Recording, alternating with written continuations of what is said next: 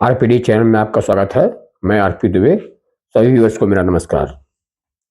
दोस्तों, इस वीडियो में मैं आपके साथ कुछ दिन पहले अमेरिका की यात्रा के दौरान पाकिस्तानी सेना प्रमुख मुनीर द्वारा की गई भारत विरोधी बयानबाजी और उनके बयानबाजी पर भारत की प्रतिक्रिया के बारे में अपनी बात शेयर करूंगा। दोस्तों, भारत के विदेश मंत्रालय ने पाकिस्तान की बढ़ती भारत विरोधी बयानबाजी की कड़ी निंदा की है और किसी भी गलत कदम के गंभीर परिणाम भुगतने की चेतावनी भी दी है। यह प्रतिक्रिया पाकिस्तान के सेना प्रमुख असीम मुनीर के भड़काऊ बयानों के बाद आई है, जिसमें भारत की जामनगर रिफाइनरी को धमकी देने की बात भी शामिल है। दोस्तों, भारत ने पाकिस्तान के परमाणु डिसीजंस पर नागरिक नियंत्रण के अभाव पर चिंता व्यक्त की है। उन्होंने कहा है, आप अपने MEA ministry of external affairs के स्पोक्स पर्सन ने कहा कि पाकिस्तान के परमाणु ठिकानों पर एटॉमिक वेपन से रिलेटेड जो भी डिसीजंस हैं उस पर सिविलियन कंट्रोल नहीं है और इस बारे में इंडिया ने बहुत चिंता व्यक्त की है कि वो उन परमाणु वेपन्स का कंट्रोल या किसी आतंकवादी के कब्जे में जा सकते हैं। दोस्तों, और सेना के आतंकवादी समूहों के साथ सहयोग को उजागर किया है। इस प्रकार से जो मुनीर ने जो बयानबाजी की है अमेरिका में, उससे लगता है कि मुनीर के आतंकवादी ग्रुप से काफी नजदीकी संबंध है। जो पाकिस्तान में जो आतंकवादी हैं, जो टेररिस्ट ग्रुप्स हैं, वो पाकिस्तानी सेना प्रमुख के इशारे पर काम करते हैं। दोस्तों, हमारे विदेश मंत्रालय ने पाकिस्तान को चेतावनी दी है कि अगर उसने अपनी लापरवाह युद्ध उन्मादी और घृणास्पद टिप्पणियों पर लगाम नहीं लगाई तो उसे गंभीर परिणाम भुगतने होंगे। दोस्तों, अपने विदेश मंत्रालय ने और आगे कहा कि पाकिस्तान को पहलगाम आतंकवादी हमले के बाद हाल ही में चलाए गए ऑपरेशन सिंदूर से हुई भारी तबाही से सबक लेना चाहिए। अपनी नाकामियों को छिपाने के लिए पाकिस्तानी लीडरशिप इस तरह की बयानबाजी करता रहा है। भारत ने यह बयान पाकिस्तानी सेना प्रमुख द्वारा भारत विरोधी तीखी टिप्पणी के कुछ दिनों के बाद जारी किया है। दोस्तों, इंडिया ने अपना बयान स्टेटमेंट या उनके सेना प्रमुख के बयानबाजी के बाद में अपनी प्रतिक्रिया दी है, जिसमें उन्होंने कहा था कि अगर उन्हें लगता है कि वे नीचे जा रहे हैं, अगर मुनीर ने कहा कि अगर इंडिया से युद्ध होता है और न्यूक्लियर वेपन्स का इस्तेमाल होता है, अगर पाकिस्तान के एग्जिस्टेंस को खतरा होगा, उसे लगेगा कि पाकिस्तान बर्बादी की तरफ जा रहा है, तो वे आधी दुनिया को अपने साथ नीचे ले जाएंगे। उन्होंने कहा कि half of the world will go down with them. उन्होंने कहा कि अगर इस तरह की परिस्थिति कभी आती है पाकिस्तान के सामने, तो इनडायरेक्टली उन्होंने कह दिया कि न्यूक्लियर वेपन्स का इस्तेमाल करेंगे, उससे आधा विश्व उनके साथ खत्म हो जाएगा। इस तरह की इररेस्पॉन्सिबल, गैर जिम्मेदाराना बयानबाजी कर रहे हैं मुनीर, और किसी थर्ड कंट्री में जाकर के इस प्रकार का बयानबाजी कर रहे हैं। तो जब उन्होंने ये बयानबाजी की तो भारत के विदेश मंत्रालय ने अपना रिएक्शन दिया। दोस्तों, मुनीर ने अपनी अमेरिका यात्रा के दौरान IWT, इंडस वाटर ट्रीटी समेत ऐसे तमाम बयान जारी किए थे और मुझे लगता है यह पहली बार है कि पाकिस्तान ने किसी तीसरे भारत मित्र देश की धरती से भारत विरोधी भड़काऊ बयानबाजी की है। ट्रंप इतिहास में ऐसे इकलौते राष्ट्रपति के रूप में जाने जाएंगे जिन्होंने आतंकवादियों के कारण अपने देशवासियों को हुई तकलीफों को भुलाकर व्यक्तिगत स्तर पर आतंकवादियों को सह दी है। दोस्तों, इस प्रकार की जो बयानबाजी मुनीर कर रहे हैं, इन बयानबाजी के पीछे ट्रंप की सह है। आतंकवादियों को पनाह दे रहे हैं और उनको पता है कि जो 2001 में अमेरिका के वर्ल्ड ट्रेड सेंटर में जब हमला हुआ था तो अमेरिकन पीपल ने कितना सहा, करीब 3000 प्लस लोग वहां मारे गए थे। ये सब जानते हुए भी वो आतंकवादियों को पनाह दे रहे हैं और इस प्रकार का स्टेटमेंट उनकी धरती से दिया जा रहा है, जो कि एक बहुत ही विडंबना है। दोस्तों, मुनीर ने कथित तौर पर यह भी धमकी दी कि भविष्य में भारत के साथ किसी भी सैन्य संघर्ष में रिलायंस इंडस्ट्रीज लिमिटेड की गुजरात स्थित जामनगर रिफाइनरी, जो दुनिया की सबसे बड़ी एकल साइट रिफाइनिंग कॉम्प्लेक्स है, largest single site refinery process है, को भी निशाना बनाया जा सकता है। उन्होंने जामनगर रिफाइनरी, जो अपनी सबसे लार्जेस्ट रिफाइनरी है सिंगल साइट, उसको भी निशाना बनाने की बात कही है अगर इंडिया और पाकिस्तान के बीच कोई कन्फ्रंटेशन होता है। दोस्तों, भारत ने सिंधु जल समझौते संधि पर यथास्थिति स्टेटस क्वो बनाए रखने के अंतर्राष्ट्रीय न्यायालय के फैसले को खारिज कर दिया है। पाकिस्तान अपनी कृषि के लिए सिंधु नदी के जल पर बहुत अधिक निर्भर है और भारत द्वारा संभावित बांध निर्माण से जल संकट और बढ़ सकता है। इससे पाकिस्तान चिंतित है कि दीर्घकालिक जल संकट की आशंका है।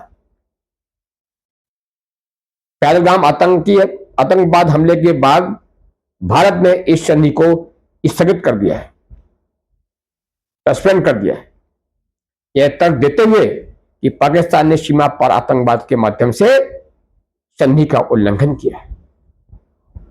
दोस्तों, जिस प्रकार से पाकिस्तान का उदय होने से ही, जो 1947 में जब पाकिस्तान एग्जिस्टेंस में आया इंडिया के पार्टीशन के बाद, तभी से हमेशा पाकिस्तान ने इंडिया के खिलाफ क्रॉस बॉर्डर टेररिज्म के तहत इंडिया को डिस्टेबलाइज करने का प्रयास किया है, करता रहा है। इतना अधिक पेशेंस रखने के बावजूद भी इंडिया ने 78 वर्ष तक इस सिंधु जल नदी संधि को कभी भी सस्पेंड नहीं किया, या पिछले गवर्नमेंट्स ने इस तरह का काम करने का कोई डेयर नहीं किया, साहस नहीं किया। लेकिन अब पाकिस्तान को उसकी सजा दी जा रही है। जिस प्रकार से पाकिस्तान ने अभी रिसेंटली पहलगाम पर अटैक करके हमारे 26 टूरिस्ट लोगों को मौत के घाट उतार दिया धर्म के नाम पर, इसके पहले भी कई घटनाएं हुई हैं। इन सभी को देखते हुए भारत सरकार ने जो स्टेप उठाया है वो स्टेप बहुत सराहनीय है, तेजवर्दी है, पाकिस्तान को सबक सिखाने के लिए। और भारत ने स्पष्ट कर दिया है कि ये संधि सस्पेंड रहेगी जब तक कि पाकिस्तान आतंकवाद को तिलांजलि नहीं देता, उसका त्याग नहीं करता। तो भारत ने स्थायी मध्यस्थता मेडिशन न्यायालय को कभी मान्यता नहीं दी है, जिसने कथित तौर पर यह फैसला सुनाया है कि भारत को पश्चिमी नदियों के पानी को पाकिस्तान के अनरेस्ट्रिक्टिव यूज के लिए फ्लो करना चाहिए। अनरेस्ट्रिक्टेड यूज जो इंटरनेशनल कोर्ट ऑफ जस्टिस जो भी है उसका जो फैसला है उसमें कहा गया है कि भारत को पश्चिमी नदियों के पानी को पाकिस्तान के अनरेस्ट्रिक्टिव यूज के लिए प्रभावित करना चाहिए। इसके बजाय भारत ने एक न्यूट्रल एक्सपर्ट मैकेनिज्म पर ध्यान केंद्रित किया है। भारत का कहना है कि जब तक पाकिस्तान सीमा पार आतंकवाद के खिलाफ कार्रवाई नहीं करता सिंधु जल संधि स्थगित रहेगी। ये इंडिया ने बहुत ही एक बोल्ड स्टेप लिया हुआ पाकिस्तान को एक सबक सिखाने के लिए कि ये संधि अंडर सस्पेंशन रहेगी जब तक कि पाकिस्तान इंडिया के अगेंस्ट क्रॉस बॉर्डर टेररिज्म बंद नहीं करता। दोस्तों, सामान्य जल परिवहन अभियानों के तहत नॉर्मल IWT ऑपरेशंस के तहत भारत महत्वपूर्ण जल प्रवाह आंकड़े साझा करता है और पाकिस्तान को मौसमी बदलावों, सीजनल वेरिएशंस और बाढ़ के जोखिमों के प्रति सचेत करता था। भारत ने ऐसे आंकड़े साझा करना बंद कर दिए जिससे पाकिस्तान की बाढ़ या सूखे का पूर्वानुमान लगाने की क्षमता बुरी तरह अफेक्ट हो गई है। जब से इंडिया ने IWT ट्रीटी को सस्पेंड किया है तब से इस प्रकार के कोई भी पाकिस्तान से जो आपका वाटर फ्लो के जो डेटा है और जो सीजनल वेरिएशंस और रिस्क से जोखिम से रिलेटेड जो भी इंटीमेशन है वो शेयर करना बंद कर दिया। इसमें पाकिस्तान को काफी कठिनाई आ रही है। अब पाकिस्तान अपने किए की सजा भुगत रहा है और ये होना ही था। ये काम तो बहुत पहले हो जाना चाहिए था जो कि अब मोदी गवर्नमेंट ने किया है।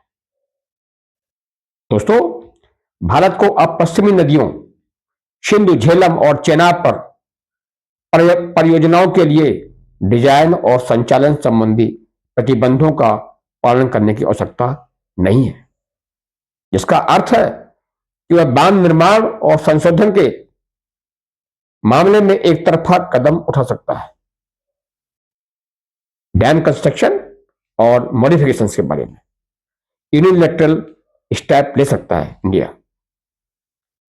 इसमें कृष्ण गंगा जैसी परियोजनाओं में तलछट साफ करने के लिए जलाशयों की फ्लशिंग भी शामिल है, जिससे संभावित रूप से निचले प्रवाह पर असर पड़ सकता है, डाउन स्ट्रीम पर इसका असर पड़ेगा। दोस्तों, हालांकि भारत के मौजूदा बुनियादी ढांचों के कारण अल्पकालिक क्षमताएं सीमित है, लेकिन बांधों और जलाशयों, डैम्स और रिजर्वायर्स की दीर्घकालिक निर्माण से सूखे के महीनों में पाकिस्तान के लिए पानी की अवेलेबिलिटी पर काफी बदलाव आ सकता है। रिपोर्ट के अनुसार पाकिस्तान अपनी 80 से 90% इरिगेटेड एग्रीकल्चर लैंड के लिए सिंधु नदी के पानी पर निर्भर है और जो उसके घरेलू उत्पाद के लगभग 25% और रोजगार के 40% तक का स्रोत है। आप समझ सकते हैं कि पाकिस्तान किस प्रकार से इस सिंधु नदी के पानी पर निर्भर है। दोस्तों, पाकिस्तान को भारत की जल प्रवाह को रोकने की दीर्घकालिक योजना का आभास हो गया है। उन्हें आभास हो गया कि अब इंडिया इस ट्रीटी को सस्पेंड रखेगा एक लॉन्ग टर्म के लिए। उनको इस चीज का आभास हो गया है और वह इस आशंका से चिंतित है कि इस कार्रवाई के कुछ महीनों के बाद पाकिस्तान पर भारत की पकड़ कमजोर होने लगी है। जो कई पाकिस्तानी नेताओं के भड़काऊ बयानों से स्पष्ट है।